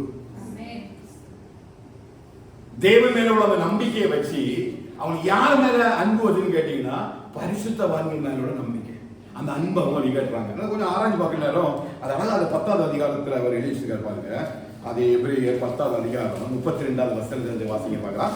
10:32 எல்லாம் எழுங்க. என்ன அன்பின் பிரயாசம் சொல்லி பாருங்க. எபிரேய சபைக்கு அவர் வெறுமையா ஒண்ணு எழுதல, அந்த சபையினுடைய அந்த பிரயாசத்தை அவர் காட்டிக் கொடுக்கிறார் பாருங்க. முந்தின நாட்களை நினைத்துக் கொள்ளுங்கள். நீங்கள் பிரகாசமாக்கப்பட்டிருந்த அந்த நாட்களில் உபத்திரவங்களாகிய மிகுந்த போராட்டத்தை சகித்தீர்களே. நிந்தைகளாலும் நீங்கள் வேடிக்கையாக்கப்பட்டவர்களாமல் அப்படி நடத்தப்பட்டவர்களுக்கு பங்காளிகள் ஆனீர்கள். அவன் நிந்தையும் அவமானமும் அடைந்தாலும் அவன் எதை விட்டு விடலைன்னா அவன் விசுவாசத்தை பொறுமை விடல. உன் அன்பின் பிரயாசம் என்ன அப்படின்னா தேவன் மேல ஒரு அன்பின் பிரயாசம் இல்லையா? நீங்க அதை வெளிப்படுத்த வாசித்தீங்கன்னா முதல் ஆண்டு சொல்ல உன் கிரியையும் உன் பிரயாசத்தையும் அறிந்திருக்கேன்னு சொல்லுவார். பிரயாசம் என்று சொல்லும்போது அந்த அன்பின் பிரயாசத்தை ஆண்டவராகிய இயேசுவின் மேலுள்ள அன்பின் பிரயாசம் என்று சொல்லி நம்ம 1 வாசிக்க முடியும். அந்த அன்புள்ள பிரயாசம் என்ன அப்படின்னா அவருடைய நாமத்திற்காக ஊழியம் செய்கிறதான அல்லது சபையில நடத்துறதான போதகருக்காக மேய்ப்பருக்காக அல்லது முடிந்த அளவுக்கு அவங்க என்ன பண்றாங்க அப்படின்னா அவங்க உபத்திரவங்களை கூட பண்றாங்க. அன்பு என்ன செய்றாங்க? கூட நின்று வெளிப்படுத்துறாங்க. அடுத்த 34 வாசிங்க. நான் யார் கட்டப்பட்டிருக்கையில்? அப்போஸ்தலனாகிய பவுல் கட்டப்பட்டிருக்கையில் நீங்கள் என்னை குறித்து பரிதபித்ததும் அன்றி பரலோகத்தில் அதிக மேன்மையும் நிலையுள்ளதுமான சுதந்திரம் உங்களுக்கு உண்டென்று அறிந்து உங்கள் ஆஸ்திகளையும் சந்தோஷமாய் கொள்ளையிட கொடுத்தீர்கள். அல்லேலூயா. ஆமென். எவ்வளவு பெரிய சபை பாருங்க. தேவன் மேல உள்ள அந்த அன்பின் பிரயாசம் அவங்க சபையில அதை வெளிப்படுத்துறாங்க. ஆமென். அல்லேலூயா. நற்கிரியைகளை செய்யும்படிதான் கர்த்தர் நம்ம அவருக்குள்ள சிருஷ்டித்திருக்கிறார். ஆமென். நற்கிரியைகளில சபை பெருகும். உபத்திரவங்களில, அவமானங்கள்ல, நிந்தைகளில நம்ம யாரு கூட நிற்கணும்? பரிசுத்தவான்கள் நிற்கணும். அவங்களுக்கு சப்போர்ட்டா நிற்கணும். அவங்க எவ்வளவு உபத்திரத்தின் மத்தியிலையும் பாடுகள் மத்தியில நிற்கும் பொழுது பாருங்க, நான் கட்டப்பட்டிருக்கையில் பவுல் சொல்றார், நான் கட்டப்பட்டிருக்கையில் அவர் கூட நின்ற ஒரு சபையாக இந்த இந்த எபிரேயர் சபையை அவர் நின்றார்.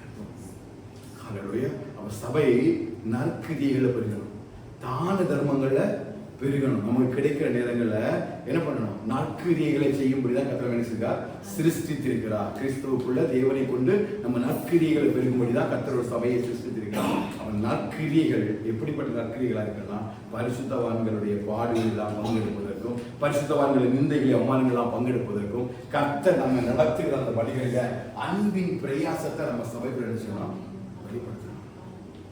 ஹல்லேலூயா. நம்ம சில வருஷமா நம்ம என்ன பண்றோம்? சில பேருக்கு நம்ம உதவி செஞ்சுட்டே இருக்கோம். முடிந்த அளவு ஒவ்வொரு டிசம்பர் என்ன பண்றோம்? சில பேருக்கு சில மிஷனர்களுக்கு நம்ம என்ன செய்யறோம்? சப்போர்ட் பண்ணணும், முடிந்த அளவுக்கு பண்ணணும். ஆனா இன்னும் அநேகருக்கு உதவ கர்த்தர் நம்முடைய கரங்களை பலப்படுத்துவாராங்க.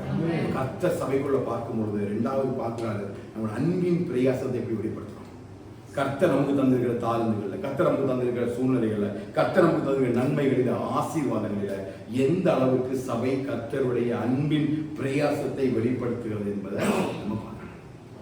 ஹல்லேலூயா. இது எல்லாவற்றையும் யார் பெருகிறான்னு கேட்டீங்கன்னா ஆபிரகாமுடைய வாழ்க்கையில அவன் எல்லாவற்றையும் பண்ணா அவன் பெருகி கொண்டே இருந்தான். கர்த்தருடைய நாமத்தின் மகிமைக்காக, கர்த்தருக்காக எல்லாவற்றையும் அவன் யுத்தத்தை ஜெயித்து வரும்பொழுது அவன் எதிர்கொண்டு யார் வரான்? மெல்கிசேதேக்கு வரும்பொழுது அவன் கிடைத்த எல்லா பொருட்களையும் என்ன கொடுத்தான்? எதையுமே தன்னோடு கூட சேர வைத்துக் கொள்ளவில்லை, கொடுக்கிறவனாய் அந்த அன்பின் பிரயாசத்தை தேவனுடைய ஜனத்திற்கு, தெய்வ சபைக்கு, தேவனுடைய பரிசுத்தவான்களுக்கு அவன் வெளிப்படுத்துகிற சபையாய் காணப்பட்டான். அதுதான் பவுல் எழுதுறாரு, உங்கள் விசுவாசத்தின் கிரியையும் உங்கள் அன்பின் பிரயாசத்தையும் நீ என்ன செய்யாதுங்க? விட்டுறாதுங்க. ஏன் அப்படின்னா அதை மறந்து விடுவதற்கு தேவன் நிறைய மறைமுகமா நம்ம நிறைய உதவிகள் செய்வோம், நிறைய பேருக்கு பாஸ்டர்ஸ் உதவி செய்வோம், மிஷனரி உதவி செய்வோம். ஆனா எல்லா காரியத்தையும் கர்த்தர் கணக்கு வச்சிருப்பாரு. எல்லாவற்றையும் கணக்கு ஒன்னும் விட்டுவிட மாட்டாரு. ஏன் அப்படின்னா அவர் கிரியைகளுக்கு ஏற்ற பலனை சுமந்து வரும்போது இவைகள் எல்லாவற்றையும் சபையில் இருக்கிற காரியத்தை கர்த்தர் பார்க்கிறார். அதாவது சொன்னாரு, இப்படிப்பட்ட ஆசீர்வாதமான வாக்குத்தத்தங்களை நீடிய பொறுமையினாலும் விசுவாசத்தினாலும் சுதந்திரிக்கிறவர்களை பின்பற்றுவர்களாக இருந்து. யார் பின்பற்றுகிறார்கள்? ஆபிரகாமை பின்பற்றலாம், யோபு பின்பற்றலாம். யோபை குறித்து எழுதும்போது நீடிய பொறுமை உள்ளவராக இருந்தார். எல்லாவற்றையும் நீடிய பொறுமையாக இருந்து தேவனுடைய வார்த்தைகளின்படியே கர்த்தர் அவனுக்கு கொடுத்த ஆசோத்தை இரட்டத்தனையாக தன்னுடைய வாழ்க்கையிலே சுதந்திரித்துக் கொண்டார். ஒரே காரணம் என்னன்னா கர்த்தருடைய கரத்தில நன்மையை பெற்ற நாம் என்று சொல்லி அவன் தன்னை முழுசா ஒப்பு கொடுத்தான். எல்லாம் விடாது, குடும்பம், மனைவி, பிள்ளைகள் எல்லாம் போனாலும் தனி மரமா என்ன வந்தாலும் கர்த்தருக்காய் நிற்பேன் என்கிற அந்த விசுவாசத்தின் கிரியை அவன் வெளிப்படுத்துறான். ஹல்லேலூயா. எல்லாம் வைத்துதான் கர்த்தர் சபையை நியாயத்திற்கு வரும்பொழுது பார்க்க முக்கியமான ரெண்டே காரியம். ஒன்னு விசுவாசத்தின் கிரியை, இன்னொன்னு அன்பின் பிரயாசம். ஒருவேளை இது நமக்கு எல்லாரும் முன்னாடி நமக்கு வந்து நன்மையாக கிடைக்கலாம், சில இடங்கள் அங்கீகரிக்கப்படலாம், சில இடங்கள்ல அங்கீகரிக்கப்படாம இருக்கலாம். ஆனா நம்ம ஒரு நாளும் இதை குறிச்சு அசதியா இருக்கவே கூடாது, ஒரு நாள் சோர்ந்து பெறவே கூடாது. ஏன் அப்படின்னா பரலோக ராஜ்யத்திலிருந்து ஒரு பலன் அவர் நமக்காக வருகிறார். அவர் சொன்னாரு, அவனுடைய கிரிகளுக்கு தக்க பலனை ஆண்டவர் சுமந்து கொண்டு வேகமாய் வரப்போகிறார். அப்படி வரும் பொழுது யார் இப்படிப்பட்ட கிரிகளை பெறப்படுறானோ அவனா கர்த்தர் மறுரூபமாக்கி எடுத்துக்கொண்டு போவான். ஒரு நொடி பொழுதுல மறுரூபமாகவும் மகிமையில் பிரவேசிப்போம். அப்படிப்பட்ட மகிமையை நம்முடைய சபைக்கு தருவாராக. இந்த கிரியைகள் எல்லாம் நம்ம எப்படி மாற்றுறதுன்னு கேட்டீங்கன்னா, நல்ல ஒரு கோதுமை மணிகளாக மாற்றுவது. கர்த்தர் சீக்கிரமாய் வரப்போகிறார், நியாயத்திற்கு வரப்போகிறார். அது உண்மைதாக நம்ம என்ன செய்யணும்? கோதுமை மணிகளாக மாறி கர்த்தருடைய ராஜ்யத்துக்கு நம்ம ஆயத்தப்படுவோம், பிரயாசப்படுவோம். சபையாய் கர்த்தர் நம்மை அழைத்துக் கொண்டு போகிறோம். அல்லேலூயா. ஒரு விஷயத்தை ஆண்டவர் நினைச்ச மாட்டாரு, மறக்க மாட்டாரு, விட்டு விட மாட்டாரு. வாக்கு தத்தம் பண்ணினவர், வாக்கு மாறாதவர், வாக்கு தத்தம் வாக்கு தத்தம் பண்ணினவர், வாக்கு மாறாதவர், வாக்கு தத்தத்துல உண்மை உள்ளவர். என்ன வாக்கு தத்தம் அவருக்கு தந்திருக்காரோ அது நிச்சயமாய் கர்த்தர் நிறைவேற்றுவார். ஒரு சொல் கூட தவறவே செய்யாது. வாக்கினால் சொல்வது நிச்சயமாய் கரங்களினால தேவ சமூகத்துல ஒரு வார்த்தைகளை கொண்டு மூக்குவார். கடைசி வரையில ஆண்டவரே இந்த பூரண நிச்சயத்தை நான் நிற்க எனக்கு விளைந்தாருங்க அப்படின்னு சொல்லி ஜெபித்து ஒப்பு கொடுத்து நம்ம போகலாம். அப்படி வேத புத்தகத்தை கையில் எடுத்துடுங்க. அப்படி ஆண்டவர் சொல்லி நம்பிக்கையின் பூரண நிச்சயத்தை முடிவு பரியந்தம் நாங்கள் காத்துக்கொள்ள எங்களுக்கு அந்த பூரண நம்பிக்கை சொல்லாம நம்பிக்கையின் பூரண நிச்சயத்தை முடிவு பரியந்தம் நாங்கள் காத்துக்கொள்ளணும். விசுவாசத்தின் கிரியையில பெருக வரண்டார்கள், அன்புள்ள பிரயாசத்துல பெருக பெறுவதாக அவன் நம்மை போல அந்த விசுவாசத்திலையும் நீடிய பொறுமையும் ஆண்டவரே அப்பா அதை சுதந்திரித்துக் கொள்வதை பின்பற்றுவதாக இருந்தார். நம்பிக்கையின் பூரண நிச்சயமாக வாழும்படி எல்லாரும் ஜெபிங்க. ஒருத்தரை சொல்லி ஜெபிங்க. நாங்கள் அப்ப நம்பிக்கையின் பூரண நிச்சயத்தை முடிவு வரையும் காத்துக்கொள்ளாமா. அசதியா நாங்கள் சோர்ந்து போயிடக்கூடாதப்பா. அசதியை சோர்வினை விழுந்து விடக்கூடாதப்பா. மறுபடிக்கு போற மறுபடியும் புதிப்பது கூடாத காரியம் பண்ணவே. ஆனாலும் ஆண்டு நினைத்து நிற்க பயன் தருகிறாங்க. ஒவ்வொரு நாளும் வசனத்தையும் வார்த்தையிலும் அந்த பலத்தில் இருக்கிறாங்க. இந்த வார்த்தை நினைத்து நிற்க பயன் தருங்கப்பா. விசுவாசத்தை கிரிகளை காண்பிக்க பயன் தாருங்கப்பா. விசுவாசத்தை கிரிகளை காண்பிக்க பயன் தாருங்க. ஆமையாவை போராடுவது விசுவாசத்துல அப்பா கிரிகளை வெளிப்படுத்த, விசுவாசத்தின் கிரிகளை நாங்கள் வெளிப்படுத்தாங்க. பெருந்தாங்கப்பா. ஒவ்வொரு நாளும் விசுவாசத்தின் கிரிகளை நாங்கள் பெரிய பெருந்தாங்கப்பா. வசனத்தின்படி வாழ விரும்புகிறாங்க. வசனத்துக்கு ஏற்ற கனிகளை கொடுக்க வருகிறாங்கப்பா. நல்ல நிலத்தில் வளர்ந்த கனிகளாய் அப்பா கோதுமை மணிகளாய் மாறிவிடாதவரே. அடிக்கடி தன்னை மழையை பெற்று கொண்டவரே, முச்செடிகளை முட்கூட்டுகளை மண்டவரை உருவாக்குற நிலமாய் நாங்கள் மாறிவிடாத படிக்கப்பா. ஒவ்வொரு நாள் கர்த்தருக்கு ஏற்ற கனிகளை கொடுக்க, கர்த்தருக்கு ஏற்ற கனிகளை கொடுக்க எங்களை ஆசீர்வதிங்கப்பா. பரிபூர்ண பிரசன்னத்துக்கு மூலமாக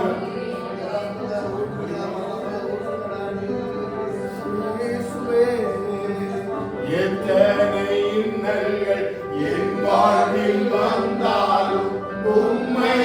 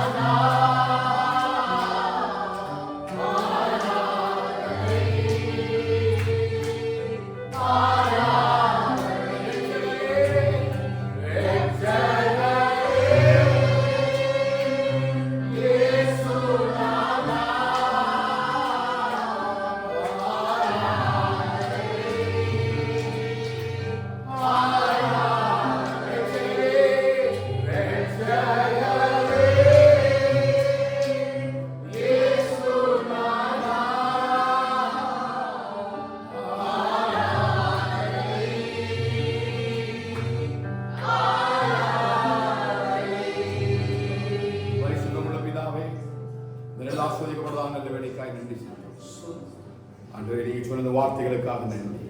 எங்களுடைய கிரியையும் அன்பின் பிரயாசத்தையும் நீர் மறந்துவதற்கு அநீதி உள்ளது. ஆண்டவரே விசுவாசத்தின் கிரியைகளை எங்களுக்குள்ள பெருக பண்ணுங்கப்பா.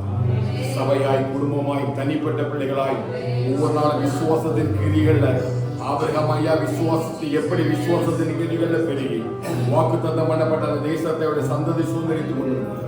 கர்த்தர்களை பொறுத்திருக்கிற வாக்கு தத்தத்தை சுதந்திரித்துக் கொள்ள கர்த்தரை கிருபை தருவீராக அப்பா. அன்புள்ள பிரயாசத்துக்கு என்று சொல்லுவாங்க எங்களை ஒப்பு கொடுக்கிற விஷயப்படியாக நாங்கள் ஜெபிக்கிறோம் ஆண்டவரே. அப்பா கர்த்தரோட நாமத்தின் மகிமைக்காக நாங்கள் எல்லா காரியங்களையும் செய்கிறோம். நாங்கள் எதை செய்தாலும் கர்த்தரோட நாமத்தின் மகிமைக்காக செய்ய ஆண்டவரே சூத்திரம் ஆண்டவரே கர்த்தாவே சீசன் என்று சொல்லி தன் நாமத்தில் நிமிர்த்தி இந்த சிறிய கலசத்தில் ஆண்டு தண்ணீர் கொடுத்தாலும் அதனுடைய பலனை அனுபவியாமல் போக மாட்டான் என்று வேதத்தில் சொல்லப்படுகிறது கர்த்தாவே. அப்படி சபையாய் நாங்கள் இந்த கிருபைகளில் பெருக எங்கள் விரைந்தாங்கப்பா. எங்கள் கோதுமை மணிகளாய் மாறிவிட எங்கள் சபையை பார்க்கும் பொழுது ஆண்டவரின் நிலத்தை பார்க்கும் பொழுது ஆண்டவரே அப்பா அடிக்கடி தன் மேல மழையை பெய்தும் அதை குடித்துக் கொண்டும் ஆண்டவரை முட்செடி முட்பூண்டுகளை முளைப்பிக்கிற நிலமாய் நாமல் ஆண்டவரே நல்ல கனிகளை கொடுக்கிற மரமாய் நல்ல செடிகளாய் விளைநிலமாய் எங்கள் சபை மாறிவிட கத்த கிருபை செய்கிறார்கள். ஆண்டவர் தேடி வரும்பொழுது ஆண்டவரே எங்கள் சபையிலிருந்து கோதுமை மணிகளை மட்டுமாக நீங்க எடுக்கத்தக்கதாக ஒரு ஆண்டு நபர் கூட ஆண்டு ஒரு விதை கூட அப்ப பதராய் மாறிவிடாத படிக்க அத்தனையும் கோதுமை மணிகளாக மாறிவிட தேவனுடைய ராஜ்யத்தினுடைய களஞ்சியத்தில் சேர்க்கப்பட கத்த நீர் கிருபை செய்து விடுவீராக. இந்த வசனத்தை கொண்டே இந்த வாரம் நடத்துங்க ஆண்டவரே. எங்களுக்குள்ள விசுவாசம் இருக்குது அப்பா. சில நேரங்கள் விசுவாசத்தின் கிரியைகள் செயல்பட முடியல ஆண்டவரே. அந்த தடையெல்லாம் கத்தர் உடைத்து ஆண்டவரே விசுவாசத்தின் கிருபைகளில பெருக அந்த கிரியைகளில பெருக எங்களுக்கு மருந்து அப்பா. அவை போல எங்களுக்கு வாழ கிருபத்தின்படியாய் நாங்கள் செபிக்கிறோம் கத்தாவை. இந்த வார்த்தையை நாங்கள் சுதந்திரித்துக் கொள்கிறோம் ஆண்டவரே. இந்த வாரம் இந்த வார்த்தைகளை கொண்டே எங்கள் நடத்தும்படியாக நாங்கள் செபிக்கிறோம் கத்தாவை. இந்த வாரம் நடக்கிற எல்லா ஊழியர்களை கத்தர் ஆசீர்வதிக்கிறாங்க. பிள்ளைகளுக்கு வேலைகள் போகும்போது வரும்பொழுது கர்த்தருடைய பிரசன்னம் இருக்கட்டும் அப்பா. வேலை பக்கங்கள் நல்ல கிருபையும் தயவையும் கட்டிடுங்க. நல்ல சுகத்தையும் பலத்தையும் தரும்படியாக செபிக்கிறோம். பலவீனமோடு இருக்க பிள்ளைகள் நல்ல பலத்தை தருகிறாங்க அப்பா. கிருபைகளுக்குள்ள மறைத்துக் கொள்ள முடியாது செபிக்கிறோம். இந்த கால சூழ்நிலை மாற்றங்கள் ஒன்றும் ஆண்டவரே அப்ப ஒருவரையும் சேதப்படுத்தாதபடிக்கு பாதுகாத்துக் கொள்ள முடியாது நாங்கள் ஜெபிக்கிறோம். விசேஷமா இந்த வாரங்களை தேர்வு எழுதுகிற பிள்ளைகளுக்காக சொல்கிறோம். பிள்ளைகளுக்கு ஆசீர்வதிக்கிறாங்க. நல்ல ஞானத்தை ஊற்றி தரும்படியாக நாங்கள் ஜெபிக்கிறோம். பரலோகத்தின் தேவன் கிருபையாக பிள்ளைகள் நடத்துகிறாங்க அப்பா. நல்ல கல்வி மாறி நாவை தந்து பிள்ளைகளை ஏற்ற காரியங்களை உயர்த்தி வைக்கும்படியாக ஜெபிக்கிறோம் கர்த்தாவே. எல்லா காரியங்களையும் ஊழியங்களை கர்த்தரை ஆசீர்வதிக்கிறாங்க. கர்த்தரை உடனே கூட நீங்கள் நடத்தும்படியாக நாங்கள் ஜெபிக்கிறோம் கர்த்தாவே. இந்த வார்த்தைக்கு வசனத்துக்கு சபையாயங்களை ஒப்பு கொடுத்து தாழ்த்தி ஜெபிக்கிறோம். துதிகர மகிமையா எங்கள் இயேசுவிற்கு செலுத்துகிறோம். இயேசுவின் நாமத்தில் ஜெபிக்கிறோம் எங்கள் ஜீவன் நல்ல பிதாவே. ஆமென். கர்த்தர் என் ஆத்துமாவே கர்த்தரை ஸ்தோத்திரி. என் முழுதும் என் நாமத்தை என் ஆத்துமாவே கர்த்தரை ஸ்தோத்திரி. ஆசீர்வாதம் நம்முடைய கர்த்தராகிய இயேசுவின் கிருபையும் பிதாவாகிய தேவனுடைய அன்பும் பரிசுத்தாவின் ஐக்கியமும் சிநேகமும் இன்னும் சதா காலங்களிலும் ஆண்டவராகிய இயேசு கிறிஸ்து அறியபடி அந்த சகல பரிசுத்தவான்களோடும் நம் சபையோடும் மனைவியோடும் கூட தங்கி இருப்பதாக. ஆமென் ஆமென் ஆமென். ஹல்லேலூயா ஹல்லேலூயா ஹல்லேலூயா.